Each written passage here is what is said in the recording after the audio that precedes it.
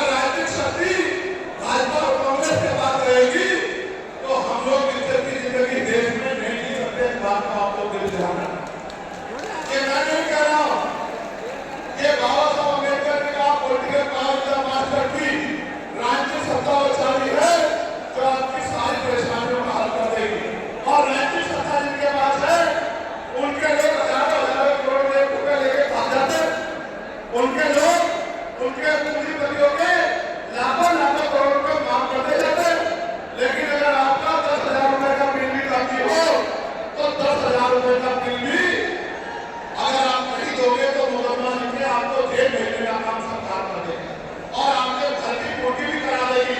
आप किसानों का, मजदूरों का हाल देख लो, आप नौजवानों का हाल देख लो, देश में क्या है। तो हमारी सबसे बड़ी मांग ये है, आप समर्थन करके बताना कि आप इसमें सहमत हो या नहीं हो। बताओ, जातिवाद जनगणना होनी चाहिए नहीं होनी चाहिए? एक सुनो, बताओ, होनी चाहिए नहीं होनी चाहिए? होनी चाहिए। साथ साथ इस देश में जातिवाद जनगणना के साथ साथ जितने भी सरकारी संस्थान हैं, चाहे वो मिलिट्री हो, जहाँ से हमारे खिलाफ लगातार फैसले आते हैं, चाहे वो आरती हो, चाहे वो और कोई सरकारी संस्था हो, सब लोग सब जगह पर आरक्षण व्यवस्था लागू होनी चाहिए। बताओ, होनी चाहिए नहीं होनी चाहिए? होनी चाहिए। बताओ, होनी चाहिए नहीं होनी चाहिए? होनी चाहिए। और साथ साथ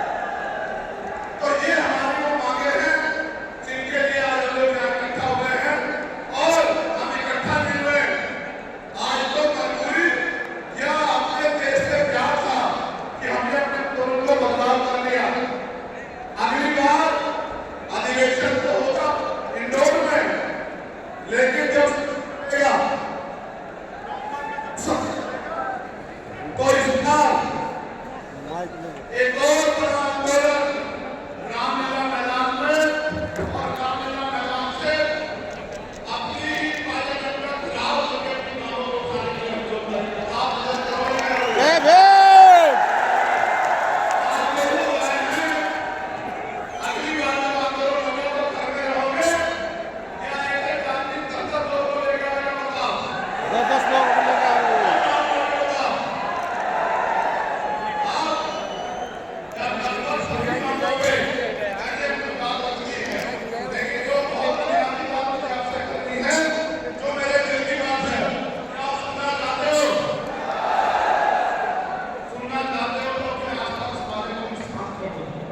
बिल्कुल समझ पे इस पंडाल में ऐसा माहौल होना चाहिए कि अगर सुनी भी गिरे तो उसके बाद जाना चाहिए।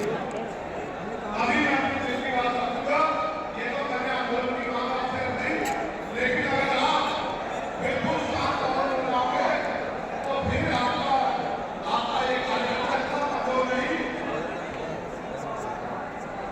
कि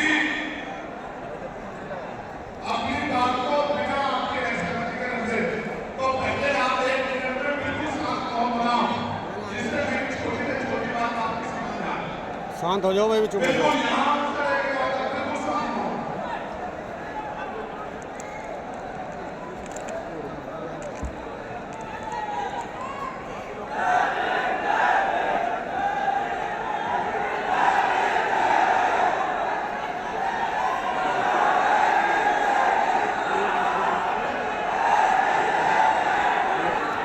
अरे थम जाओ यार, रुक के तो।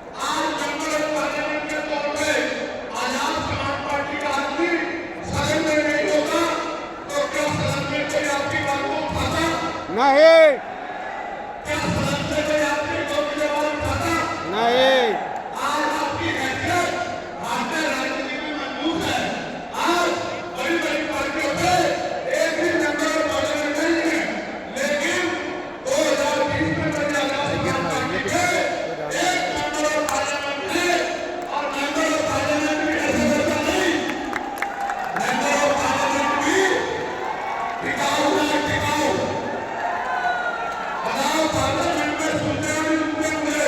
सुनते हैं। जब मैं विदेश के दौरे से आया तो मैंने महसूस किया विदेश की जिंदगी अच्छी है। हमारे लोग कब तक विदेश की तरफ भागते रहेंगे? हमें ऐसा काम करना चाहिए कि भारत की जिंदगी भी, भारत में रहने वाले गरीब किसान मजदूर सभी जातियों के लोगों की जिंदगी भी विदेश में रहने वाले लोगों की जिंदगी जैसी होनी चाहिए। फिर मेरी समझ में आया कि ये ऐसे संभव नहीं है। ये ऐसे संभव है जब हम लोग अपनी राजनीतिक ताकत बनाएंगे और सरकार में बैठ के पॉलिसी बना के अपने लोगों के लिए योजना बना के इस तरह के कानून बनाएंगे, इस तरह के लक्ष्य बनाएंगे, उन लक्ष्य को प्राप्त करने के लिए संघर्ष करेंगे, उन लक्ष्य को पूरा करने के लिए संघर्ष करेंगे, तभी जाके इस देश के लाखों करोड़ों अरबों लोगों की जिंदगी में बदलाव होगा। जब मैं चारों तरफ देखता हूँ तो मुझे सत्ता के भूखे लोग दिखाई देते हैं। सत्ता के भूखे लोग, सबको सत्ता चाहिए, सत्ता चाहिए। आपको नहीं पता क्या?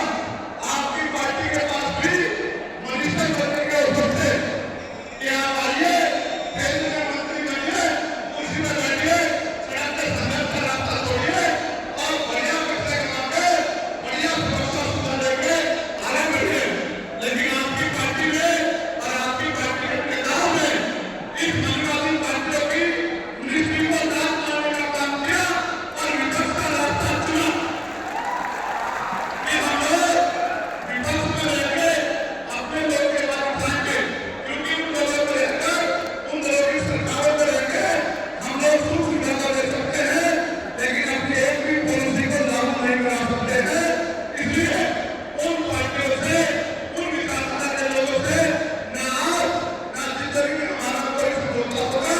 हम लोग उनसे विचारधारा के आधार पर संघर्ष को जारी रखेंगे, जैसे हमारे महापुरुषों ने, रामचंद्र ज्योतिबा फुले ने, बाबा साहब अम्बेडकर ने, छत्रपति शिवाजी महाराज ने, रामनाथ सुब्रमण्यम ने, छत्रपति शिवाजी महाराज ने, सतगुरु कबीरदास जी ने, भगवान बुद्ध ने और जगत गुरु सतगुरु रविदास जी महाराज ने, भगवान वाल्मीकि महाराज ने, गुरु नानक देव ने अपने लोगों के अधिकारों के लिए